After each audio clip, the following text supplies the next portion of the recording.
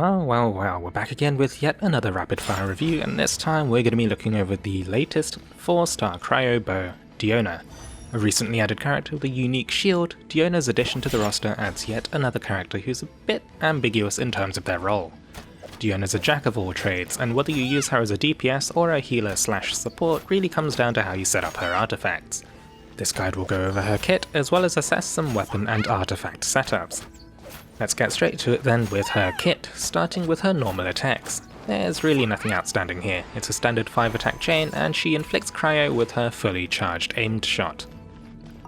Diona's elemental skill is Icy Paws. When pressed, Diona fires off 2 paws that deal cryo damage, granting her cryo shield that scales up Diona's max HP with an extended duration per paw that hits its target. Holding Icy Paws fires off 5 paws, granting the subsequent shield a proportionately longer duration as well as a 75% damage absorption bonus. Using this skill also applies cryo to Diona for a split second. The duration of the shield starts at 1.8 seconds per paw, scaling up to 2.4 seconds per paw at talent level 7. With a cooldown of 6 seconds when pressed and 15 seconds when held, this means that the shield uptime is constant relative to the cooldown of the skill. Diona's elemental burst is Signature Mix, creating an AoE zone for 12 seconds that deals cryo damage to enemies and heals friendly characters, with the healing scaling off Diona's max HP. This burst has a 20-second cooldown and costs 80 energy to use. Diona's first talent is Cat's Tail Secret Menu. Target shielded by Icy Paws of 10% increased movement speed and 10% reduced stamina consumption. Diona's second talent, unlocked at Ascension 4, is Drunkard's Farce, inflicting a 10% attack debuff on enemies that enter the AoE of Signature Mix, her burst, lasting for 15 seconds. Diona's domestic talent is Complementary Bar Food. Achieving perfect cooking on food with a restorative effect has a 12% chance of doubling the product received.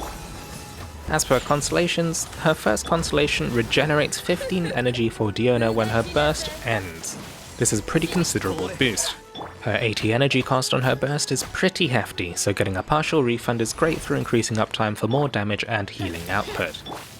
Diona's second constellation improves the damage and damage absorption of Icy Paws and also allows Diona to apply weaker shields to her co-op teammates that last for 5 seconds. This is a small boost to Icy Paws' efficacy and also adds a nice extra effect if you happen to play Diona in co-op a lot. If you're using Diona in co-op and wanting to maximize ally shield uptime, the shield stays up for 5 seconds no matter whether you press or hold the skill. Opting for more presses will overall increase the uptime due to its shorter cooldown. Diona's third constellation increases the level of Signature Mix by 3 to a maximum of 15.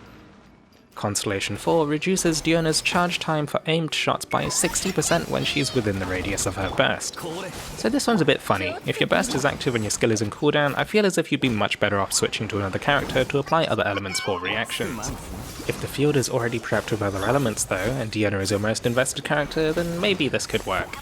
This would have to be tested however, and you might have to change your bow selection to make the most out of this, which seems unwise when the rest of her kit is so much more powerful.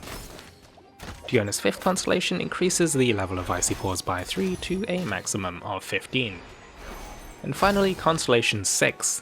Diona's burst will grant buffs to allies inside depending on their HP levels. At or below 50%, characters gain an extra 30% incoming healing bonus. Above 50%, characters will gain 200 Elemental Mastery.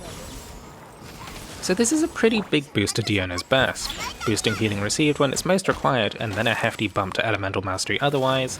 Setting this up for a main DPS like Qiqi, Razor or Diluc should result in some monstrous reaction DPS.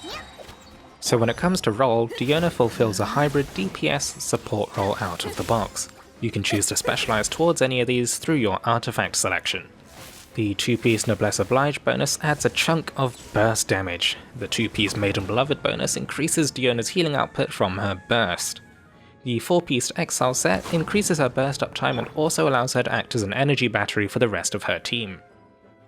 You may also see a couple of guides recommending the Retracing Belied 2-piece set for increased shield strength. However, you'll have to note that it only applies when the character equipping the Belied set is on the field.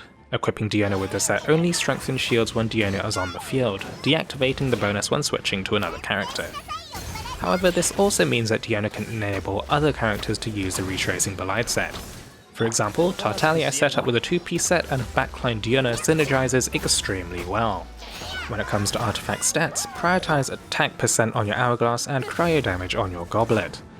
For the circlet, you could go with standard offensive stats such as attack or crit bonuses, or even healing bonus if you're building Diona to be a backline support. For substats, a standard priority of crit rate / crit damage over attack, roughly equal to elemental mastery, and then lastly hit point bonuses, depending on your focus and existing stat spread. As always, you'll need a good balance of crit rate, damage and attack to ensure optimal value gains from each of those stats. When it comes to weaponry, the most forgiving weapon is the sacrificial bow. At rank 1, with a base 40% chance per pour of resetting the cooldown of Icy Paws, holding Icy Paws has a 92% chance of resetting its cooldown every 30 seconds. For crafted bows, the prototype Crescent is a fairly safe bet. Lacking all of these options, any somewhat offensively focused bow will do, as Diona is pretty flexible and doesn't really have a huge amount of specialization in any particular direction. As a quick recap, Diona provides cryo damage, applies shields that also provide small buffs after Ascension 1, damages and heals with a burst, applying debuffs after Ascension 4. This jack-of-all-trades kit should make her easy to slot in as a support DPS for most teams, with a cryo shield and cryo damage helping against both Fatui, Cryo Gunner and Electro Hammer enemies especially. As always, thank you very much for watching until the end. Take it easy, stay safe, and I'll catch you in the next video.